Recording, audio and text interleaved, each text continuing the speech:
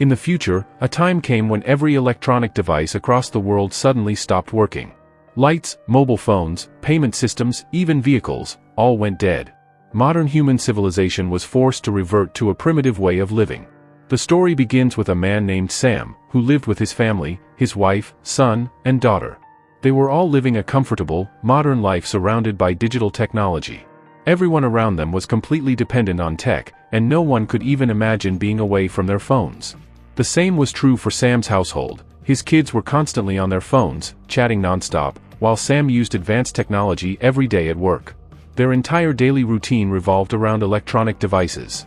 One morning, Sam woke up late for work and got angry at his wife, wondering why the alarm clock didn't ring. But the clock was frozen on one time, completely dead. When they checked their phones, they too were lifeless.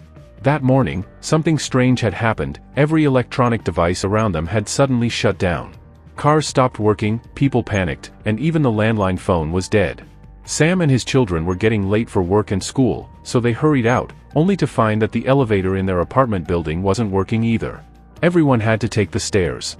When Sam looked out onto the street, he saw cars stranded in place, engines dead from unknown technical failures.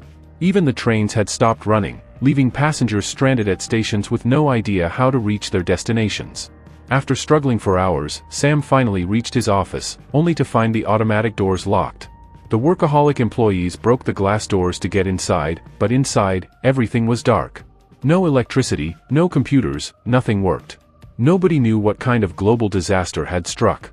Meanwhile, Sam's son, Lee, was riding his bicycle to school, one of the few ways left to travel. The streets were empty except for cyclists. People watched him with envy, wishing they had bikes too, unaware that it was already too late. Sam's wife went to the supermarket to get some essentials. With no power inside, crowds of people were rushing to grab supplies. She noticed people hoarding as if preparing for a long emergency. Fear spread, people realized electricity might not return anytime soon. The supermarket cashier announced they could no longer accept card payments, only cash, since the entire online payment system had crashed. The crowd panicked and rushed to nearby ATMs, but they too were dead. There was no way to buy supplies anymore.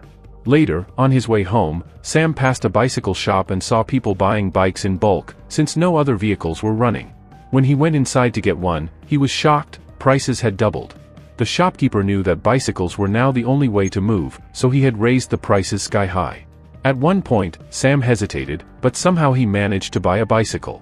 Riding it home, he finally reached his family and sat down to eat dinner together. There was no electricity at all, darkness had swallowed everything. Sam's family lit candles and ate by their glow, turning it into an unexpected candlelight dinner. The ones most frustrated were his son and daughter. With their phones and computers dead, they had no idea what to do. Until now, their daily routine revolved around technology, constantly on their phones or playing games. But everything had changed. For the first time, the family sat together and shared a meal without any distractions. Soon, another problem arose. The water supply stopped too. That night, Sam and his wife called their kids to the balcony, where the sky looked unbelievably clear. They had never seen it like that before. Silence filled the air, not a single house had a light on. Only the stars glimmered, the one thing still shining without electricity. What Sam's family was experiencing was happening all over the city. Families who hadn't spoken in years now sat together, eating under starlight and reconnecting. Before this blackout, everyone had been surrounded by technology, too busy with phones, games, and work to even talk. It was as if they lived close, yet miles apart. Now, with no devices, they were finally forced to spend time together. Still, no one had imagined things could get this bad, and worse was yet to come. If we imagine ourselves in their place, it makes us wonder, how would we survive if this happened for real? After spending that rare, quiet night with his family, Sam returned to his office the next morning. But work had completely stopped. No electricity, no internet, no production. The company's output had crashed, and profits vanished. The owners and managers told everyone not to come to work until things returned to normal. That news left Sam deeply worried. No work meant no pay, and no pay meant his family couldn't survive. The thought haunted him. The company owners admitted they didn't expect things to recover anytime soon. As the situation worsened, people began leaving the city, and resources grew scarce. 2 days passed, and neighbors who had never even spoken before started coming out and talking to each other. But supplies were running out fast, and the biggest crisis was water. The city's massive water tanks were almost completely dry. Now, resources were running out, and even water had completely disappeared. No one knew how they would survive anymore. But according to experts, survival was still possible, if people abandoned their modern lifestyles and adopted primitive survival techniques. These were the same methods our ancestors once used during the Stone Age to stay alive. The first priority was shelter. Staying in the city would become increasingly dangerous due to violence and disease, so people would need to move to small colonies in forests or take refuge in caves. Next came the essentials, water and food. Learning to make fire was crucial. By boiling seawater or filtering it properly, it could be made safe to drink. For food, people would need to hunt small animals and cook them, though relying mostly on vegetarian sources would be safer. Surviving on natural forest resources would become the key. It was also important to form small tribal groups for protection against wild animals. If these steps were followed properly, humans could potentially survive for many years. But it didn't seem like Sam's family, or anyone in the city, was ready for that kind of life. A whole week had already passed, and people were wandering everywhere in desperation, searching for resources. The modern world had completely shifted to manual living. Instead of vehicles, people used bicycles. Instead of washing machines, they washed clothes by hand. Everything had changed overnight. Sam decided to leave the city with his family and head toward his farmhouse in his old village. However, the distance from the city to the village was enormous, so the only option seemed to be by flight. Sam gathered all the money he had, bought food and water, both of which were now extremely expensive, with water costing more than fuel, and set off for the airport with his family on bicycles. Many others were doing the same, leaving the city in panic, hoping to catch any available flight to escape. But when Sam reached the airport and inquired, he learned that no flights were operating. Every airplane was grounded due to severe technical failures. It became clear that air travel was impossible. Devastated, Sam and his family sat outside, eating what little food they had left. Still, Sam refused to give up. No matter what, he was determined to reach his village. After waiting for hours, he finally told his family that they would go by bicycle. No matter how long it took, they would make it there and find safety. There were plenty of natural resources there to sustain them, so Sam loaded his whole family onto the bikes and set off for his village. After many hours of cycling they grew exhausted, stopping now and then to use the supplies they had so their bodies would get nutrients and stay hydrated, otherwise they wouldn't be able to continue. A full day passed on the road and the village still lay far ahead. As they reached a highway and approached a bridge, night fell, and they decided to camp there for the night, unaware that some desperate people nearby were planning to steal their supplies. Resource scarcity had driven many to violence, and people no longer hesitated to kill for food. Luckily, a large group of women at the bridge saw the attackers and chased them off, and Sam's family gratefully shared some of their provisions with the women. Nearly everyone needed supplies, but few were available. They were now roughly halfway to the village. Entering the forest region felt familiar to Sam, who had spent many years in villages and knew something about surviving there.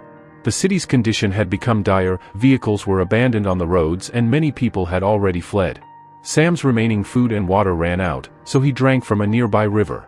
Accustomed to bottled water, he was surprised by how fresh and cold the river water tasted. It felt cleaner than anything he'd ever had. Their dependence on nature had begun in earnest. As they continued, the weather suddenly turned violent. A frightening downpour forced everyone to run for cover. They ducked beneath the bridge, but their supplies tumbled out and were soaked by the rain. After a long wait they returned to find everything drenched, food, equipment, and any devices ruined. The rain was acidic and so corrosive that anything it touched became unusable, forcing them to throw away their remaining supplies. Now they were left with zero resources and not a drop of drinkable water. They gathered whatever useful items remained, sorted them carefully, and decided which things would be essential going forward. Right now, the demand for resources was sky-high while the supply had nearly vanished. Sam was beginning to feel that maybe he would never make it to his village this way. After traveling such a long distance and reaching only halfway, he no longer had the strength to continue. Lee's bicycle had completely broken down. One of its tires had burst, and until it was repaired, they couldn't move forward. Frustrated, Sam stopped with his wife while Lee took his sister to a nearby supermarket, hoping to find some tools and other supplies. But the supermarket was almost empty. Everything useful had already been taken, leaving behind only the items people usually ignored. Lee and Sam carefully searched every corner. Lee tried to find a tire that could fit his bike, but unfortunately, there was nothing like that, only some useless electronic items that no one needed anymore. Lee's sister did find a few packets of food, but when she tasted them, they were unbearably bitter. Later, they realized it was dog and cat food, preserved on the shelves. Though it was tasteless, it still contained protein from chicken, eggs, and other nutrients, so they decided to keep several cans to ensure they had at least something left to eat. They also discovered water meant for batteries, which they decided to purify and use for drinking. They collected large cans of it and returned to the family, but most of the items were barely usable. Still, they had no choice. Hunger forced them to eat pet food. Even though it tasted awful, they had to swallow it just to survive. The water they drank was impure too, which might make their bodies weaker over time. After much hard work, Lee finally managed to repair the bicycle tire. With a bit of energy restored, they could continue their journey.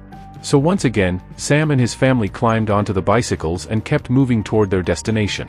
Yet, the biggest dangers still awaited them, ones that could shatter their faith in life itself. Under the scorching sun, they rode down a deserted road until they spotted another family. That family had plenty of supplies. They were cooking meat and relaxing peacefully. When they noticed Sam's family, they warmly invited them to share their meal. It was the first time Sam's family had seen people who cared more about others than themselves. After eating some meat and vegetables, they felt genuinely happy. It had been days since they'd had proper food. Among that family was a young man carrying an old-fashioned analog camera, the kind that printed photos on small black sheets. He took a picture of Sam's entire family. Since the photo needed time to develop, he promised that if things got better, he'd send it to Sam's home by courier. They had enormous demand and almost no supply, and Sam began to fear they might never reach the village. They continued riding, passing a small town where people were eating seafood, so scarce and valuable it was like gold. Everyone spent their life savings on it. Sam begged the owner to give his family something to eat and offered all his savings, but the owner said the fish were already gone and would only be available after the next day's fishing. He shoved Sam aside, and Sam wept, unable to feed his family. Dejected, they left for the forest area. Exhausted and starving, they resorted to catching insects and trying to eat them. Then they spotted a wild pig, attacked it, and killed it, but none of them knew how to butcher and cook it properly. An old man from nearby took a knife, offered to help, and led them to his home, where he cleaned and cooked the pig well. Sam's family ate ravenously, as if tasting such food for the first time, and stayed with the old man and his wife for several days. The old couple taught them survival skills and how to prepare hunted game. It was clear to them that they couldn't stay there forever. They had been living comfortably for days, adjusting their bodies to the conditions, but after more than a week, Sam's family decided it was time to continue the journey.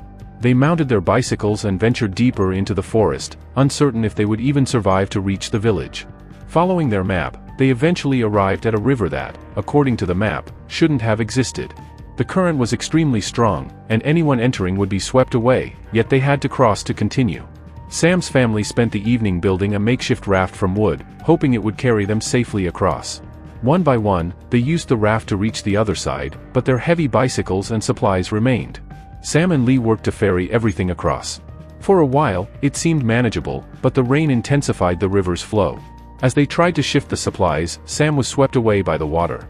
Lee managed to reach the shore, but all their gear was ruined, and Sam was nowhere to be found.